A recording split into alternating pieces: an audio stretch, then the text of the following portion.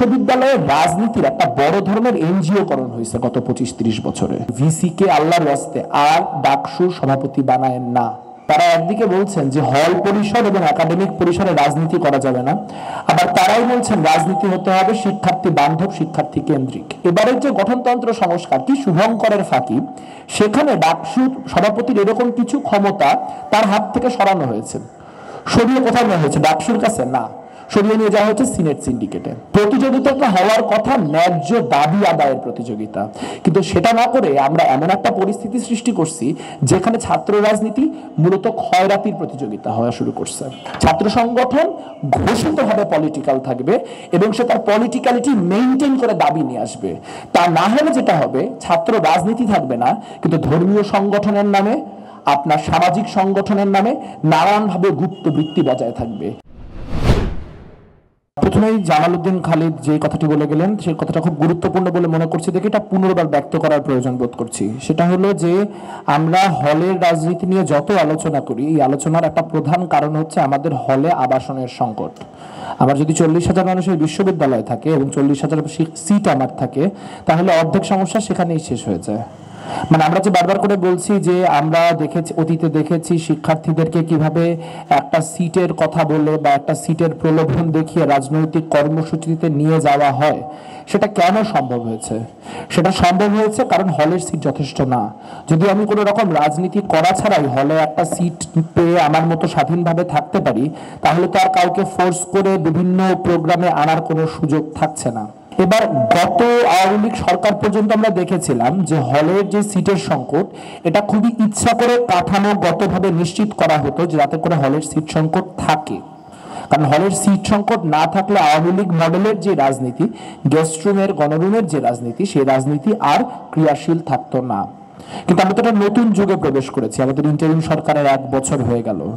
এখানে যে প্রশ্নটা করা খুব জরুরি, যে মানুষগুলিকে আমরা দেখলাম বারবার করে সাধারণ শিক্ষার্থীদের যে লেজিটিমেট ভয়, ভীতি, এগুলিকে কাজে লাগিয়ে নানান রকম আন্দোলন তারা করছেন, নানান বোকা বোকা কথা বলছেন যে হল পরিসরে রাজনীতি করা যাবে না, হল পরিসর এবং একাডেমিক এরিয়াতে রাজনীতি না করা গেলে। আসলে দেখেন কি খুব ইন্টারেস্টিং, তারা একদিকে বলছেন যে হল পরিসর এবং একাডেমিক পরিসরে রাজনীতি করা যাবে না, আবার তারাই বলছেন রাজনীতি হতে হবে শিক্ষার্থী বান্ধব, শিক্ষার্থী কেন্দ্রিক। তাহলে শিক্ষার্থী আছে হলে এবং ফ্যাকাল্টিতে, কিন্তু আপনি রাজনীতি করবেন সচিবালয়ে, তাহলে তো আর কোনো শিক্ষার্থী বান্ধবতা এখানে থাকলো না। আপনার শিক্ষার্থী বান্ধব রাজনীতি করতে গেলে এটা এনশিওর করতেই হবে যে সেখানে হল এবং ফ্যাকাল্টি এগুলিতে যেন রাজনীতি করার যে পরিসর, সেই পরিসর উন্মুক্ত থাকে। এখন আমরা যে আবাসন সংকটের কথা বললাম, সে আবাসন সংকট যদি দূরীভূত হয়, তাহলে মানুষকে সিটের জন্য ব্যবহার করার যে রাজনীতি, সেই রাজনীতি আর এক্সিস্টই করবে না। দ্বিতীয়ত আরেকটা গুরুত্বপূর্ণ আলোচনা, যে যারা বারবার করে এই আন্দোলনগুলিতে সাধারণ শিক্ষার্থীদেরকে নানানভাবে ব্যবহার করে এই কাজগুলি করছেন, তারা কিন্তু কেউই অন্য যে কথাটি বলা দরকার যে সিট সংকট নিরসন করো, সেই দাবিতে আন্দোলন হচ্ছে না। আমরা দেখতে পাচ্ছি না যে আমরা বিশ্ববিদ্যালয় প্রশাসনকে বাধ্য করছি যে সিট দ্রুত বাড়াতে হবে, এই জন্য কোনো রাত 12টার পরে কোনো 500 মানুষের মিছিল যে তাকে ঘেরাও করছে না। তাহলে প্রশ্ন হচ্ছে যে যারা এখন এই আলোচনার পক্ষে এবং বিপক্ষে থাকছেন, তাদের কোন গ্রুপই কি আসলে আবাসন সংকটের বিষয়ে সিরিয়াস কিনা? আপনি দেখেন আমাদের এখানে শেখ রাসেল টাওয়ার রয়েছে, সেখানে আপনার বিশ্ববিদ্যালয়ের যে কর্মচারীরা, সেই কর্মচারীরা থাকেন, এবং আপনি দেখতে পারেন যে ওরকম একটা টাওয়ার বানানোর মধ্য দিয়ে কত লোককে আবাসন দেওয়া সম্ভব। আমরা জগন্নাথ হলে রবীন্দ্রনাথ হল ভবনের মতো ভবন দেখতে পেয়েছি। তো এই জিনিসটা তো এত কোনো কঠিন কিছু না। আমরা যদি একটা 3 বছর 4 বছরের টাইম লাইন হাতে নেই, আমরা বিশ্ববিদ্যালয়ের সকল ছাত্র সংগঠন একটা কনসেনসাসে আসি যে আমাদের সিট সংখ্যা এত এবং আমাদের শিক্ষার্থী সংখ্যা এত, কাজে আমরা সিট সংখ্যাকে শিক্ষার্থী সংখ্যার সমান করতে চাই। তাহলে এটার জন্য ধরা যাক আমরা একটা 5 বছরের টাইম লাইন নিলাম। সেই 5 বছরের টাইম লাইনের মধ্যে আমরা এতগুলো জায়গায় এতগুলো বিল্ডিং বানাবো, এভাবে ভাবে করে শিক্ষার্থীদেরকে পুনর্বণ্টিত করব। এবং যতক্ষণ পর্যন্ত না সেই প্রক্রিয়া নিশ্চিত হবে, ততক্ষণ পর্যন্ত আমরা প্রথম বর্ষের যে শিক্ষার্থীরা আছেন তাদেরকে অগ্রাধিকারের ভিত্তিতে সিট দিব। এটা খুব গুরুত্বপূর্ণ একটা আলোচনা, কারণ আপনাদের বুঝতে হবে একজন শিক্ষার্থী তিনি যখন বাইরে থেকে ঢাকা শহরে এসে প্রথম একটা বিশ্ববিদ্যালয়ে ভর্তি হন, তখন তিনি থাকেন সব থেকে ভালনারেবল, তিনি থাকেন সব থেকে নাজুক অবস্থায়। তার সামাজিক কানেকশনগুলি গড়ে ওঠে না, তার আশেপাশে বন্ধু বান্ধবের যে চক্র সেটাও তখন পর্যন্ত তৈরি হয় না, ফলে তার ভালনারেবিলিটি বা তার নাজুকতা হচ্ছে সর্বোচ্চ। আমরা যদি প্রথম বর্ষে সেই শিক্ষার্থীদেরকে নিশ্চিত আবাসন দেওয়ার মধ্য দিয়ে প্রোটেক্ট করতে পারি মিনওয়াইল, এবং একই সঙ্গে 5 বছরের মেয়াদে সকল শিক্ষার্থী সিট পাবে এমন একটা কাঠামোর দিকে যেতে পারি, তাহলে এই সমস্যাটা গঠনমূলকভাবে পরিবর্তন করা সম্ভব। তা না করে আসলে হলে ছাত্র রাজনীতি নিষিদ্ধ করা বা না করাতে কিছু যায় আসে না। ধরুন আমরা একটা হাইপোথেটিক্যাল সিচুয়েশনের কথা বলি। ধরুন ঢাকা বিশ্ববিদ্যালয়ে আপনার আগামী 6 মাসে একটা জাতীয় নির্বাচন হলো, সেই জাতীয় নির্বাচনে কথার কথা বিএনপি জয়লাভ করলো। এবার যদি বিএনপি জয়লাভ করে, তাহলে আমাদের এখানকার যে কাঠামো, সেই কাঠামো অনুযায়ী প্রত্যেকটা হলের প্রভোস্ট আস্তে আস্তে সাদা দল, বিএনপি পন্থী সাদা দলের লোকরা হয়ে যাবে আর কি। এখন তো নিরপেক্ষ সাদা দল আছে, তখন বিএনপি পন্থী সাদা দল আসবে আর কি। যাই হোক, তো তখন তাদের প্রভোস্টরা এক ধরনের একটা নিয়ন্ত্রণের কাঠামো গোটা বিশ্ববিদ্যালয় জুড়ে প্রতিষ্ঠা করবে। তা তখন হলে ছাত্র দলের কমিটি থাকলো আর না থাকলো তাতে কি যাবে, কি আসবে? যদি হল প্রশাসন তাদের পক্ষে থাকে, তাহলে হলের কমিটি না থাকা সত্ত্বেও, এবং তাদের যদি ইন্টেনশন ওরকম হয়, তাদেরকে দিয়ে দমন পীড়ন করানো সম্ভব। তাহলে আপনি তো কাঠামোটার কোনো সমাধান করতে পারলেন না। আপনার ওই আগে যা পরিস্থিতি তখনও তাই থাকলো, খালি আপনি কি করলেন, হলের যে কমিটির কাঠামোটা, সেই হলের কমিটির কাঠামোটাকে বিলুপ্ত করে দিলেন। কিন্তু তাতে যারা নিয়মতান্ত্রিকভাবে রাজনীতি করতে চাচ্ছিল তাদের জন্য নিউসেন্স তৈরি হলো, তাদের জন্য একটা কাঠামোগত প্রতিবন্ধকতা তৈরি হলো। যারা গুপ্তভাবে করছিল তাদের জন্য কোনো কাঠামোগত প্রতিবন্ধকতা তৈরি হলো না। এটা একটা বড় ক্রাইসিস। আর একটা আলোচনা বোধহয় করা খুবই জরুরি এখানে, সেটা হচ্ছে যে যারা বারবার করে বলছেন যে ধরেন আমরা এখন জিনিসটাকে কিভাবে দেখছি, আমরা মুখে বলি আর না বলি, আমাদের এখানে গোটা রাজনীতির যে মেরুকরণটা, সেই মেরুকরণটা এরকম দাঁড়িয়ে গেছে যে সামনের দিনে হয়তো বিএনপি ক্ষমতায় আসবে, ক্ষমতায় আসলে ছাত্রদল সেই সব নিপীড়ন শোষণ করবে যেগুলি ছাত্রলীগ করেছে। এবার এটা সত্য কি মিথ্যা কি অমুক তমুক সে আলাপে আমি গেলাম না। আমি বলার চেষ্টা করছি যে সেটিকে ঠেকাতে হলে আপনার কি লাগতো, যে কারণে ডাকসু নির্বাচন নিয়ে এত তোড়জোড় যে ডাকসু লাগবে, কারণ ডাকসু না হলে রাষ্ট্রীয় যে ক্ষমতা কাঠামো, সেই ক্ষমতা কাঠামোর উল্টো দিকে বিশ্ববিদ্যালয়ে একটা কাউন্টার ফোর্স বা একটা প্রতিরোধী ক্ষমতা কাঠামো দাঁড়াবে না। তাহলে তাই যদি হবে, তাহলে এই যে আমরা এতগুলা ছাত্র সংগঠন মিলে বললাম যে ভিসি কে আল্লাহর ওয়াস্তে আর ডাকসু সভাপতি বানায়েন না, সেই কথা কেউ কর্ণগোচর করলো না কেন? ভিসি যদি সভাপতি হন, তার মানে হচ্ছে যিনি যেই সরকার আসবে সেই সরকারের নিয়োগকৃত ভিসি এই বিশ্ববিদ্যালয় চালাবেন, তিনি আবার ছাত্র সংসদের প্রধান থাকবেন। তাহলে এখন তিনি ছাত্র সংসদের প্রধান থাকলে তিনি নির্ধারণ করতে পারবেন কোন কোন এজেন্ডায় কথা হয়, তিনি নির্ধারণ করতে পারবেন কাকে কাকে বাদ দেওয়া হয়, তিনি আর এরকম অসংখ্য একনায়কতান্ত্রিক ক্ষমতা তাকে ধরিয়ে দেওয়া আছে। আরো মজা হচ্ছে এবারের যে গঠনতন্ত্র সংস্কার কি শুভঙ্করের ফাঁকি, সেখানে ডাকসুর সভাপতির এরকম কিছু ক্ষমতা তার হাত থেকে সরানো হয়েছে। সরিয়ে কোথায় নেওয়া হয়েছে? ডাকসুর কাছে না, সরিয়ে নিয়ে যাওয়া হয়েছে সিনেট সিন্ডিকেটে। তাহলে দেখেন, আমরা ছাত্র রাজনীতি নিয়ে আমাদেরকে একটা মারামারির মধ্যে রেখে দিছে, উপরে যে শিক্ষক রাজনীতি তাই নিয়ে কোনো কথা হচ্ছে না। তাহলে আপনার সিনেট সিন্ডিকেট ভিসি সব দলীয় নির্ধারণের মধ্যে থাকবে, তারা ক্ষমতা কাঠামো নিয়ন্ত্রণ করবে, আবার তারাই ডাকসুকে চাইলে মানে তাদের পছন্দ হলে ডাকসু একটা জিনিস নিয়ে কথা বলার অধিকার থাকবে, না হলে থাকবে না। তাহলে এই ডাকসু দিয়ে আমরা কি করব? আমরা সবাই ডাকসুর কাঠামোর মধ্যে অন্তর্ভুক্ত হচ্ছি, আমরা সবাই ডাকসুর দিকে ধাবিত হচ্ছি, সবই ঠিক আছে, কিন্তু যদি আসলেই আমাদের রাষ্ট্রীয় ক্ষমতা কাঠামোর উল্টো দিকে এই বিশ্ববিদ্যালয়ের একটা প্রতিরোধী ক্ষমতা কাঠামো নির্মাণ করতে হতো, তাহলে আমাদের ডাকসুকে গঠনতান্ত্রিকভাবে এম্পাওয়ার করতে হতো। ডাকসুর সেই গঠনতান্ত্রিক এম্পাওয়ারমেন্ট কিন্তু আমরা দেখলাম না। আমরা আরো যেটা দেখলাম না সেটা হচ্ছে, ধরেন আজকে ফ্যাকাল্টিগুলিতে যে ক্রাইসিস হচ্ছে, ধরেন কোনো একটা ফ্যাকাল্টিতে কোনো একজন আওয়ামীপন্থী শিক্ষক, সে আওয়ামীপন্থী শিক্ষকের বিরুদ্ধে আওয়াজ উঠছে যে তাকে এই ডিপার্টমেন্ট থেকে বিতাড়িত করতে হবে। তার পক্ষে কিছু লোক দাঁড়িয়ে বলছেন যে তিনি আওয়ামী লীগ করতে পারেন, কিন্তু তিনি ফৌজদারি অপরাধ করেন নাই।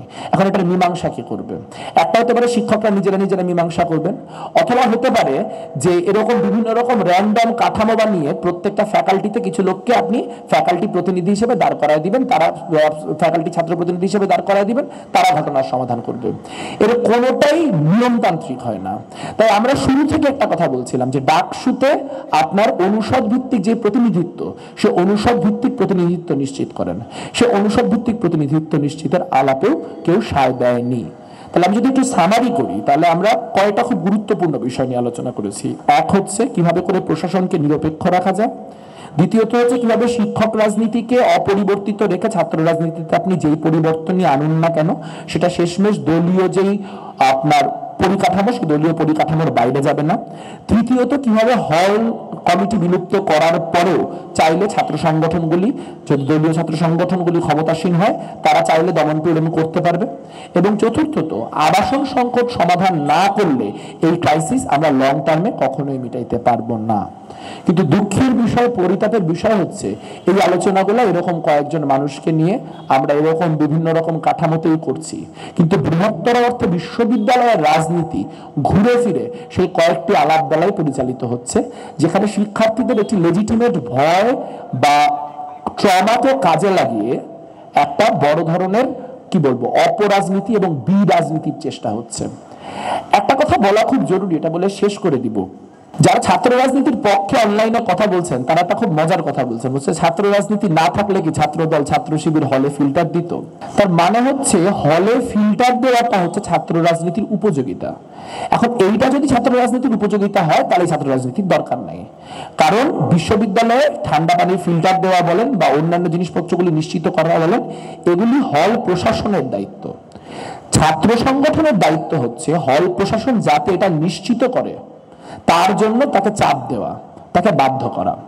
এখন ওই যে একজন অনেক বড় তাত্ত্বিক আছেন হাদি সাহেব, তিনি বলছেন যে হ্যাঁ এটা না দিলে হচ্ছে মানে এই কি এই ফিল্টার না দিয়ে কোট আনকোট সবজি দিলে ভালো হইতো। তা আপনারা আমাদের বক্তব্যের ভাষা এবং ভঙ্গিও শোনেন, তাদেরটাও শোনেন, কাকে কিসে মানে হুকড মনে হয় সেটা আপনারা বিবেচনা করবেন, আমি আর এই নিয়ে কথা বলবো না।